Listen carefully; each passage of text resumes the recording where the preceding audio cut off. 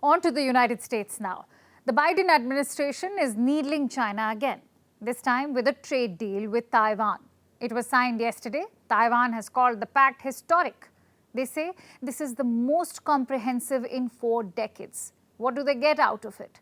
The goal of the pact is to boost trade by streamlining customs checks, improving regulatory procedures, and by establishing anti-corruption measures. China is not liking this one bit.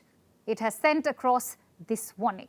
The so-called initiative is nothing but a pretext for economic and trade cooperation from the US, using a baton of taking and seizing from Taiwan. It is a proxy for the Taiwan DPP authorities to betray the vital interests of Taiwan compatriots and enterprises and harm and sell Taiwan for their own gain. This is the latest example of the US trying to hollow out the One China principle.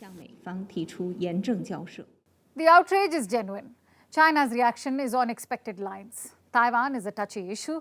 Beijing says the trade deal is a threat to its sovereignty, since it sees Taiwan as a breakaway province.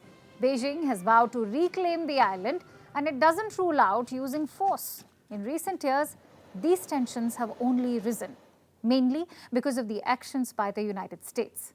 Last year, Nancy Pelosi's visit deteriorated the situation.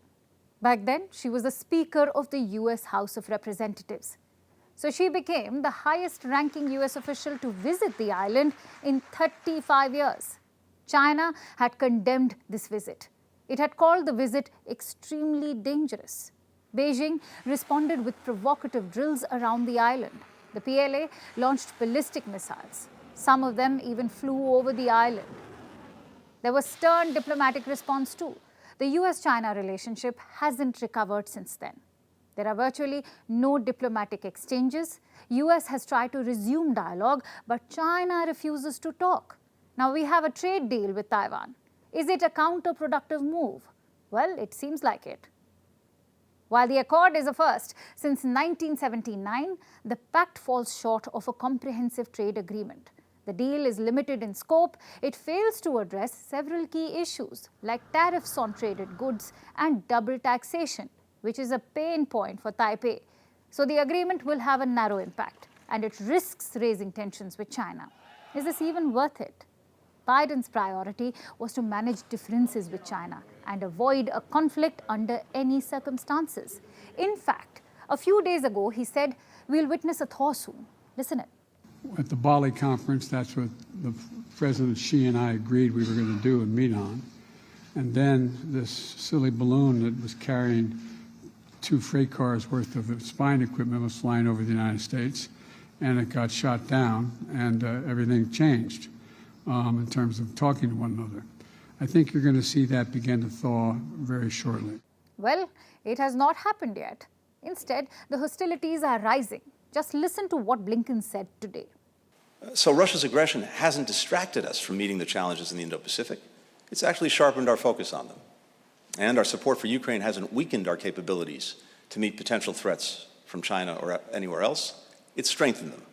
Blinken says US will no longer be intimidated by China. Instead, it will take the challenge head-on. Are we headed towards a conflict? Well, we hope not, but the Cold War is intensifying. Hopes of a dialogue were dashed recently. China declined an invite from the US Defense Secretary. He wanted to meet his Chinese counterpart this week. Blinken and US Treasury Secretary Janet Yellen were hoping to meet their counterparts too. Now again, no dates have been set. Instead, the West's resolve to contain China is getting stronger. Last month, the G7 leaders called out Beijing. They issued their strongest condemnation yet. They said the military, economic and security threats from China are rising. Serious concerns were expressed over the PLA's activities in the East and South China Sea. So the divisions are getting wider and the relationship more frosty. Forget about managing differences. The US and China are on a collision course, and the rest of us have reason to worry.